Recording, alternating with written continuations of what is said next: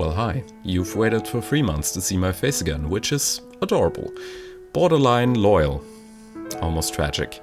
As you see, I have my animal of the month right in the intro of this video today, because this is Apup, and Apup is very hungry, so he will be fed this night, and he's very excited for that. He's a young male boy imperator.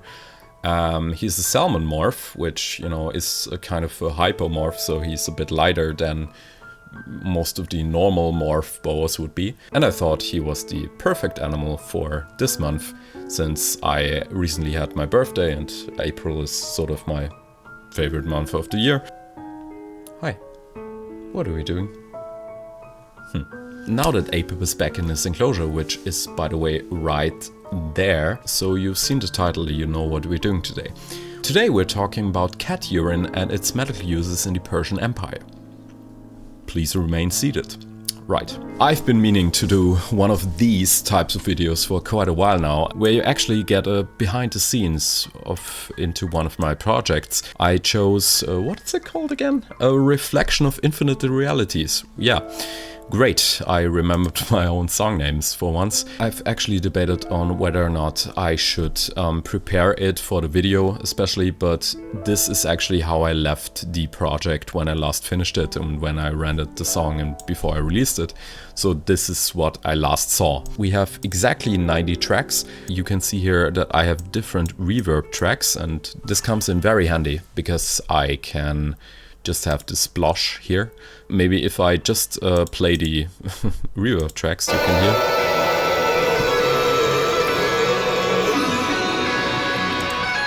Some interesting things going on. Now you heard some vocals and some other things. So you heard guitar and vocals primarily, which are in that sense the elements that I decided should have some lush reverb in this part. Right. But I would say let's begin with the basics of my songs. After quite a while we have a song that is really focusing heavily on the band setup. So we have drums, bass and rhythm guitars, right? And also some lead guitar here. And we can listen to how that sounds on its own. So...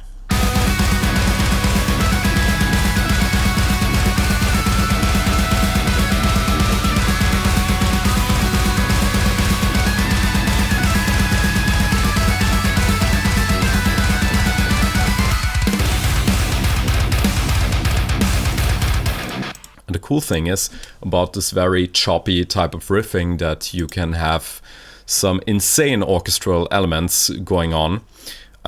What I'll be doing for now is I'll mute the vocals for now, so I can show you a bit more of the orchestral elements that are going on. Also, I've muted the band now, so you can hear what's going on in the background.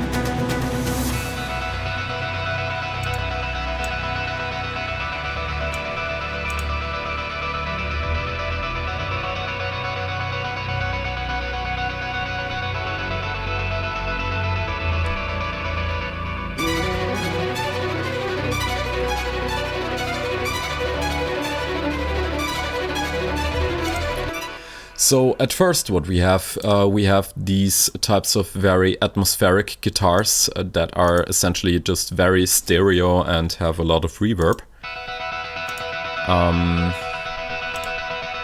And then the next interesting thing that's happening here are these string runs, which I have on 2 tracks, because what I started doing was, this is actually what a string ensemble sounds like.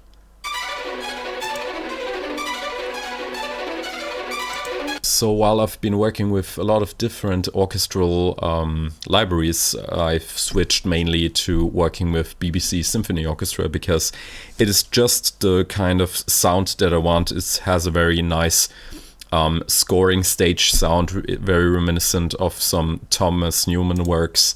And in that case, we have the second violins playing spiccato, and they're super tight. But then what I did is I added a solo violin, which on its own sounds like this. which on its own sounds quite robotic, but if you add them together, so just to compare, I'll give you the string section, and then I'll engage the violin so you can really hear the difference. So first it's without.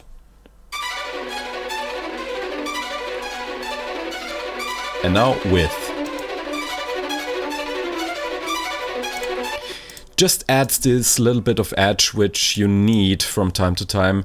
And obviously we could say now this is a very busy mix, obviously, so there's the metal band going on, and for quite some time I had this philosophy of, well, if there's so much going on you really won't hear these little details, but I was wrong about that. So especially if you have so many tracks and so many layers, the more time you spend really fiddling with the details, the better the result will get. If I wrote strictly orchestral music, this run would sound much more loose, much more natural. But since it's accompanying a metal band and you have obviously a very fast thing going on, you can get away with it being a bit more robotic. But this is now a conscious choice because that way it cuts better through the whole mix there. So let's see what happens after that. Ah, yes. So here, instead of guitars, what I'm using is actually an oud, which is sort of a Middle Eastern lute instrument. Hard panned left and right. I think it's hard panned. Actually, it's probably, yeah, it's 100% left and right. And really quite without any effects. I think I'm not even sending it to a reverb track. This is really just how it comes out of the plugin. Whenever now in my music you hear something Middle Eastern or Far Eastern, something like a koto or a guzheng, it's most definitely from native instruments. Right after the section comes something else that is really interesting.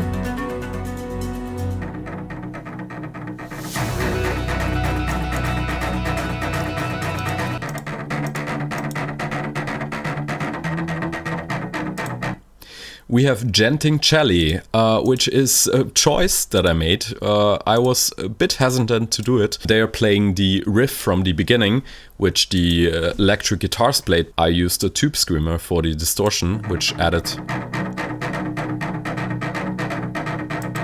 a nice sort of edge. And that way I can have more sonic room for the lead guitar, because the lead guitar tone is essentially the rhythm guitar tone, just changed a bit. You know, it's more mid-heavy, has a bit of delay, a bit of reverb, but essentially it's the same tone as the rhythm guitars. And since I didn't want the lead guitar to compete with the rhythm guitars that much, I decided to use these celli here.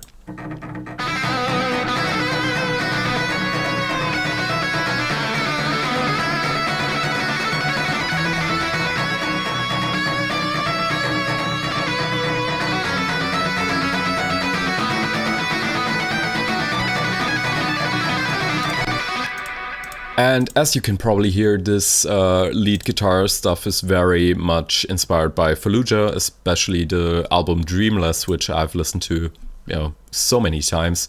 Right after that, there comes something completely different. Of course, since it's an Angara song, we have bouzouki's.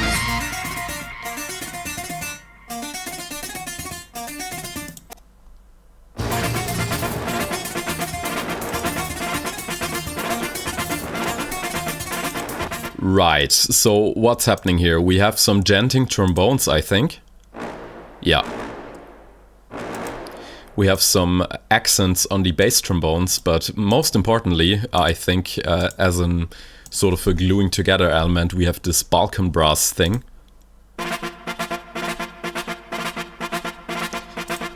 Which just adds the nice taste of garlic, you know, garlic at night in Sarajevo.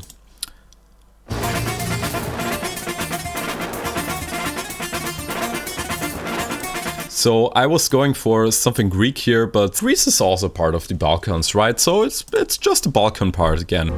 So, and back here, we're going back to what happened in the intro. We're essentially repeating the intro.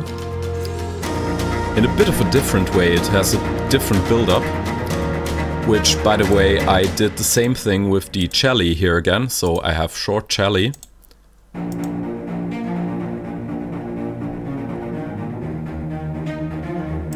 Which sound kind of loose, but give a lot of nice room. And the solo cello really adds the definition here.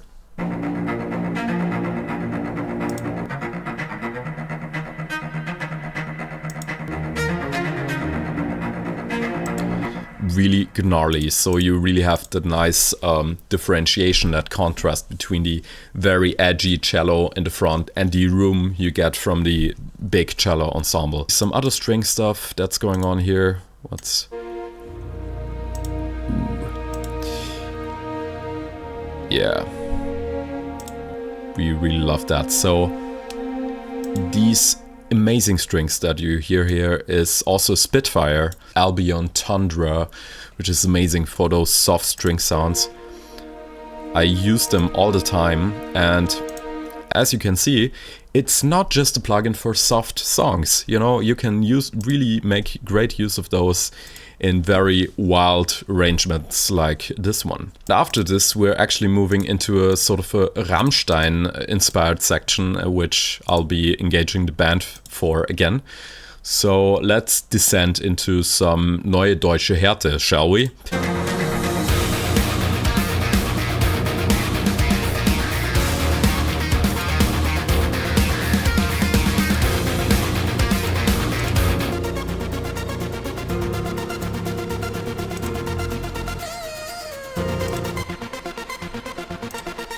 This is a synth I actually called Rammstein. It's from this amazing plugin, which is actually free. You should instantly download this. This is called Tone 2 Firebird. So many great sounds that I just go back to time and time again. And it adds that really nice, sense of room. In terms of processing, what I did here is I added a pitch plugin, a distortion, and an equalizer. Now you'll be able to hear what the synth sounds like without any of those.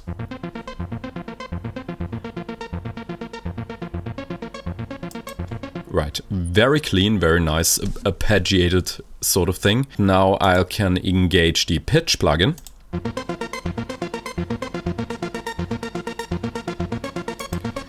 Which essentially just adds the octave above, also adds a lot of spark, the Tube Screamer plugin, and then the equalizer, which is quite radical, as you can see, but this is just because we lose quite a bit of high end when using the Tube Screamer here, so you can just hear the distorted signal for once. And with the equalizer, sounds better, cuts through the mix better.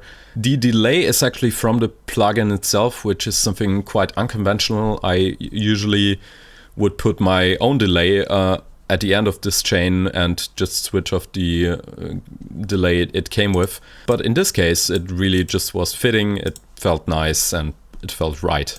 And now to the grande finale, to wrap up this whole thing. You heard the build-up in the intro with the main melody, and now I'm really driving it home. Now again I have the band muted, and so you can hear just what the orchestra is doing, and I think it's quite glorious.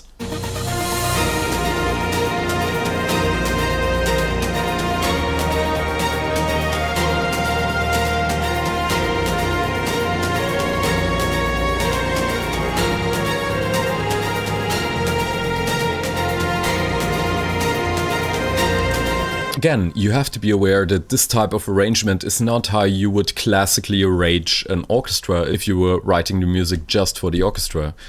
It's very on the extremes of the sonic spectrum. I have some very low drony sounds to enhance the bass of the final chorus, we could say.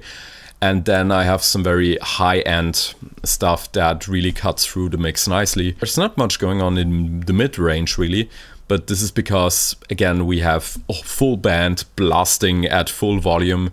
I have even vocals. So what we can do now is we can essentially mirror what's going on. And I can turn on the band and the vocals for now. so you hear the band and the vocals without any of the orchestrals.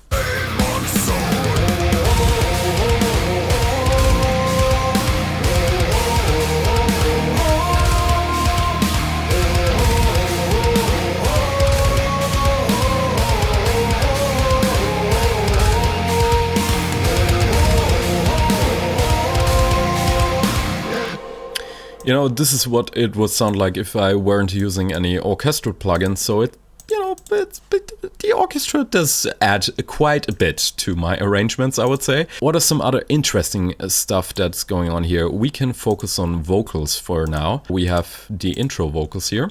Let's see how those sound like. Splintered glass floating in the void, shattered frames revealing the thread. I feel the wind on my cheek. So just so you can see how I process my vocals, I will turn off all the effects and just here you will hear just a naked vocal sound. I feel the wind on my cheek. When I'm recording vocals, I record them in a different session. I have a different project open just for the sake of the overview, so I can just have one project only with the vocal recordings. Then I'll tune them and also do some basic noise reduction essentially. And yeah, from then on, what do we have here? We have a de-esser, which gets rid of the harsh S noises. Because otherwise it would sound like this all the time, and that would be very bad. Because too much S sounds are, especially in loud vocals, can be really distracting. Then we have a pitch thing, which is essentially just a slight formant shift down one semitone. I feel the wind. It's very subtle. I can turn it off for now, and you can hear the difference. Shattered frames. And now with. Shattered frames. Reveal. It's very subtle. It just adds a bit more roundness to the whole thing. And then we have a compressor, pretty basic. It's actually a stock preset from Reaper, Modern Vocal, and then I just, find the right threshold for it, and you can see it in action here. Shattered frames, revealing the thread. As you saw at the hardest, it was compressing around 8 dB, which is quite extreme, but I thought it sounded nice, so why not? Mix with your ears, not your eyes, ladies and gentlemen, and everybody in between and out of bounds. Then an equalizer, which is quite radical in terms of removing low end. As you might have been able to tell, I have quite a low voice, and even if I sing higher tones, I still have a very bassy voice, and therefore I have to remove quite a bit of low end here. So you see there's one band around 300, which is a very boomy frequency, and then it's a nice roll off into the really low basses here. Then I have a chorus, which essentially just fattens up my voice a bit, makes it a bit more stereo heavy. Shattered frames, revealing the thread. Shattered frames. You can probably hear that best if you're listening to it on quality microphones. Listen to my videos on quality microphones, guys and gals and everybody in between. So then I added some distortion, very light distortion. Shattered frames, revealing the fears of minds on me. You can probably hear best on this line. The fears of minds on me. And now distortion on. The fears of minds on me. Which does something to the high end that I really like. And then some epic reverb. The fears of minds on me. And trust. which makes everything sound very lush and nice. I actually called this one, I didn't actually rename this one, but I now call my go-to lush reverb, I call it Stephansdom, which is the biggest church we have in Vienna. I think it's the biggest one, at least it's the most well-known one, so yeah, but probably also the biggest one. Since I have to show off my range a bit, we can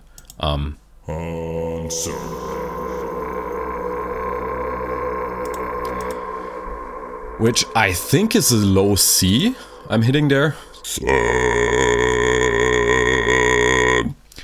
Just for the people who think that my vocals are faked. We have a core, which is really nice and lush.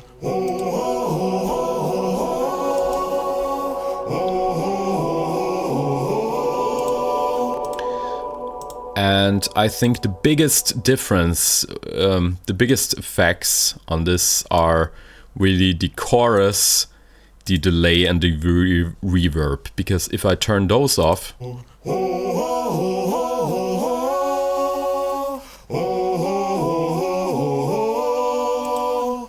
you can hear my voice pretty much how it is. Again, I have this kind of pitch hack where I just drop deformants around one semitones. This is just how my voice sounds like if I record it 5 times. Then I have the chorus effect, which just makes it sound so much nicer and more stereo wide. And then delay and reverb, we know what those do. Yeah. But those were the more conventional vocals. I mean, obviously we have some screams going on. For example, we have the growls. What's actually going on with the growls in terms of processing, you might ask?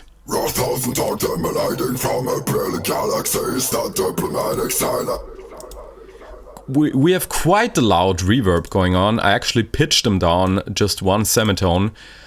Which is, again, more to just add the sense of warmth and roundness. If I turn off all the effects, this is what my growls sound like.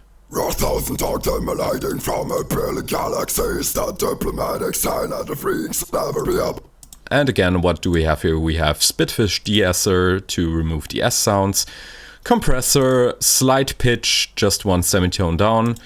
Quite, a moderate level of distortion. I again have the classic chorus just to fatten up the voice in terms of stereo sound. Basic EQ, just cutting off the really low frequencies, boosting the low mids and some presence up here. And quite a loud delay, I would say.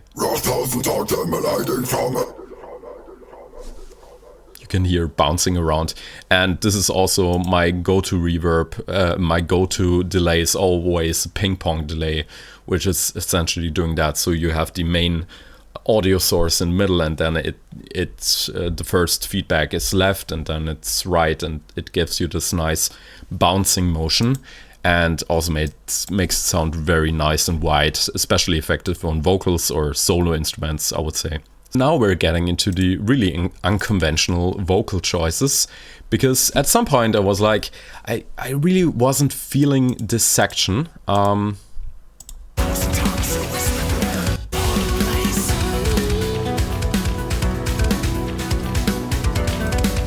At first I had some basic clean vocals for this section, but I really wasn't feeling those and I wanted to have something more silly. And that's why I chose to bust out the good old Louis Armstrong for you. To Spain, a leeching rush. The thoughts of vain are leading to brush. Splendid glass.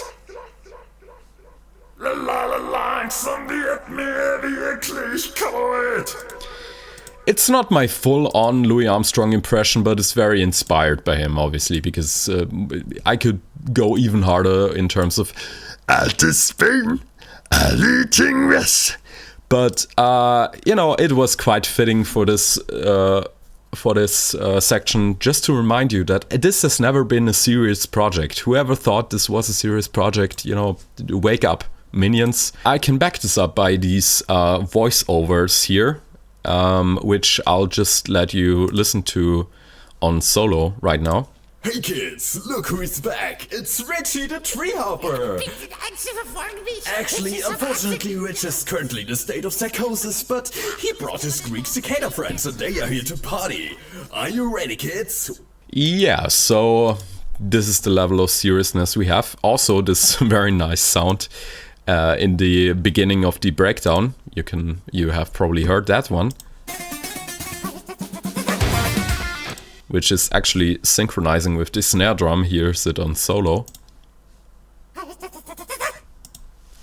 This is probably the best sound of this whole song. Holy shit. So let's move on from this, shall we? Back here I did something that I already did in Harvey Didn't Mess Around this time, adding a nice sort of old radio type voice.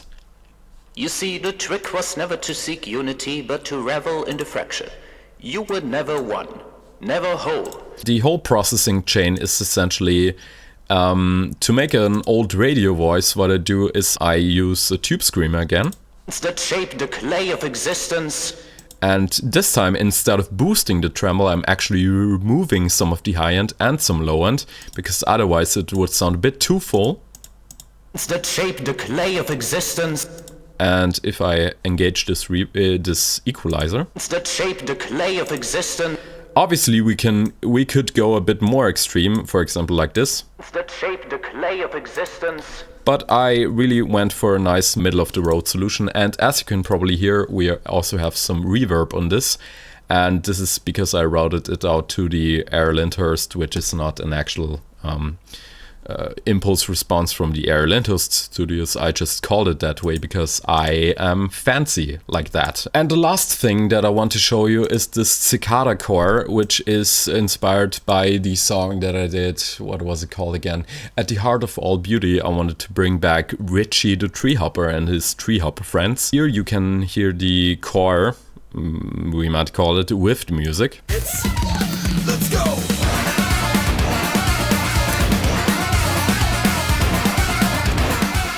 And here it is just soloed, just the core.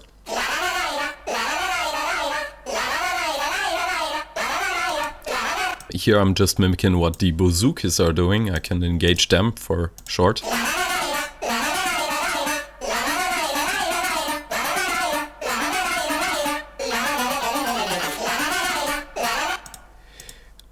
Yeah, I make very serious music. So here are the effects, and the interesting thing is there's not much going on here. On the bass I only have a compressor, again a tube screamer, some very intense treble boost, because again with the tube screamer we just lose the high end, and then again the classic chorus effect to make it sound nice and wide. Yeah. Obviously I pitched up my voice, but I recorded the vocals at a slower tempo and also at a different pitch or key, and also at different pitches, and then I just made everything faster again, and that way you get a really nice sort of natural pitching up of the samples. Whereas if you just recorded them and pitched them up for an octave, you would get all sorts of artifacts and stuff that you really don't want in your sound. Some general notes on the project itself. You can see that the band instruments are all still in MIDI format. I use two different types of drum set. I use Perfect drums for the more metal sounding drums, and the other drum library I use currently, which I have fallen in love with, is this One Kid Wonder Modern Fusion from Get Good Drums. Really some nice sounds, especially great for a Haken fan like myself to have something produced by Nolly and actually have access to, for example, snare that was used by Haken. And here I'm mostly combining the elements of the two drum sets together.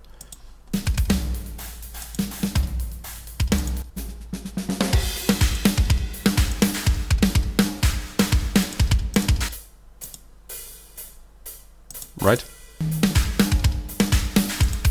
for the bass, I think I'm using I'm using prime bass melody. It's pitched down 3 semitones, and this is how it sounds like.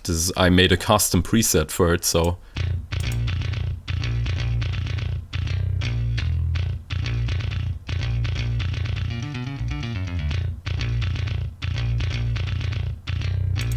For the guitar sounds, what I'm actually using, which might surprise some of you, plugin I got for $5 back in the day, Grind Machine 2. It's really amazing. I can turn off all the effects, all the distortion, and this is how just the DIs from the Contact plugin sound like.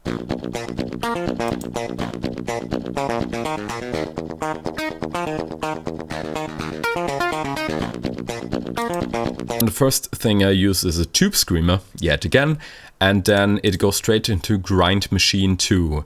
And this is what it sounds like without any processing, and you might be surprised.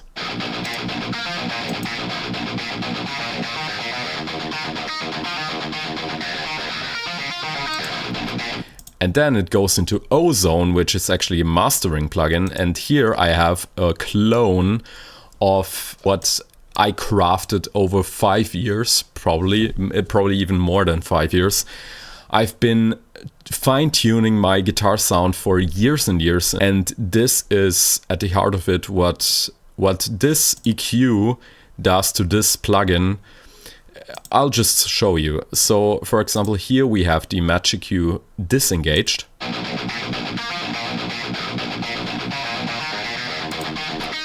And now I'm turning it on.